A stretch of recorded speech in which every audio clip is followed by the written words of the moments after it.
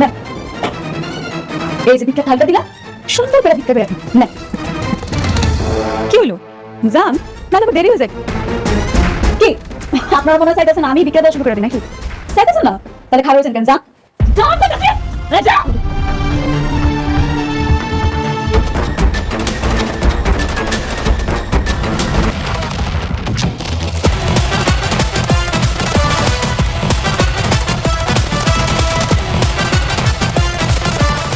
একদম ঠিক শুনছেন আমি দিব আপনাকে টাকা কিন্তু তার বিনিময়ে আমার একটা শর্তও আছে। আরে বোমা তোমার জন্য তো সবকিছু হইতেছে। তুমি যদি রাতুল বাবাজির এই যে কন্টাক্টগুলি ক্যান্সেল না করতে তাহলে এই ঝামেলা হতো না। তুমি কি চাও? আপনাদের বাড়িটা এই বাড়িটা যদি শালিমা গ্রুপের নামে করে দেন তাহলে আমি 50 কোটি টাকা দিব। আপনি কিভাবে ভাবলেন যে এই বাড়িটা আপনার নামে লিখে দিব? দিবেন না দিবেন না আমার কোনো সমস্যা নেই।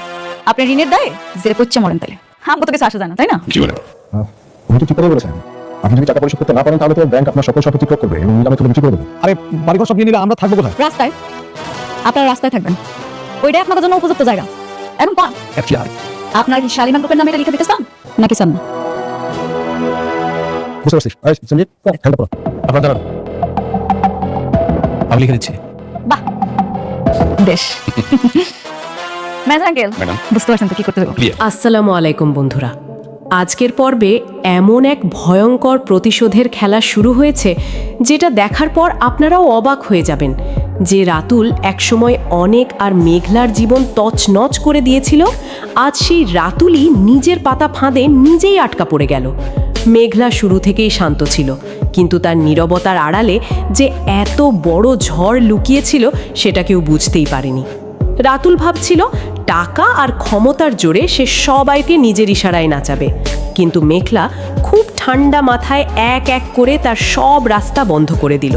প্রথমে ব্যবসার সব চুক্তি বাতিল, তারপর ব্যাংকের চাপ, এরপর বাড়ি পর্যন্ত হাতছাড়া। যেই মানুষটা একসময় অনেককে ভিক্ষার থালা ধরিয়ে অপমান করেছিল, আজ সেই রাতুলের হাতেই তুলে দেওয়া হলো ভিক্ষার থালা।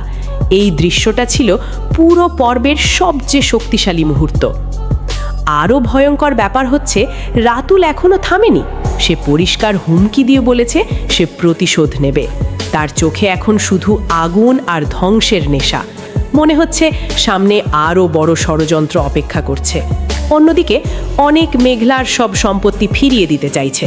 সে নিজের ভুল বুঝতে পেরেছে এবং সম্পর্ক ঠিক করার শেষ চেষ্টা করছে, কিন্তু অনেক কি এত সহজে সব ভুলে মেঘলাকে ক্ষমা করবে?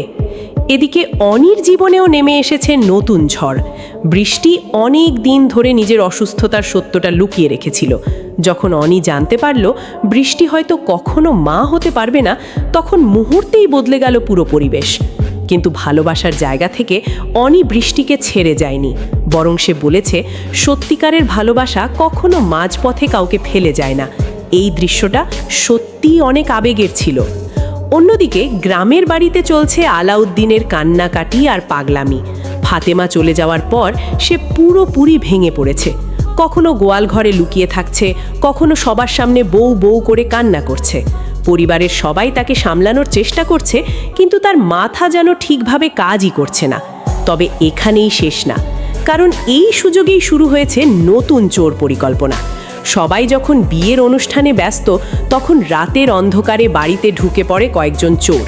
তাদের সাথে ছিল এক তালা ভাঙার ওস্তাদ, যে নাকি 10 মিনিটের মধ্যে যে কোনো তালা খুলতে পারে। পরিকল্পনা ছিল প্রথমে খালাম্মার ঘরে ঢুকে সোনা দানা আর নগদ টাকা হাতিয়ে নেওয়া। চোরেরা ভাবছিল পুরো বাড়ি ফাঁকা, তাই সহজেই সব নিয়ে পালাতে পারবে।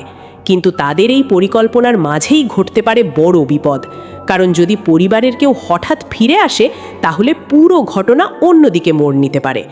এদিকে সালাউদ্দিন আবার নিজের মতো করে হাস্যকর পরিস্থিতি তৈরি করেছে। নতুন প্যান্ট, শার্ট, চামড়ার জুতো পরে সে নিজেকে একেবারে সিনেমার হিরো ভাবছে। সবাইকে নিজের পরিচয় দিয়ে বেড়াচ্ছে যেন সে বিশাল বড় কোনো অফিসার। তার এসব কথাবার্তা দেখে সবাই হাসলেও সামনে হয়তো এই মানুষটাই বড় কোনো ঝামেলায় জড়িয়ে পড়বে।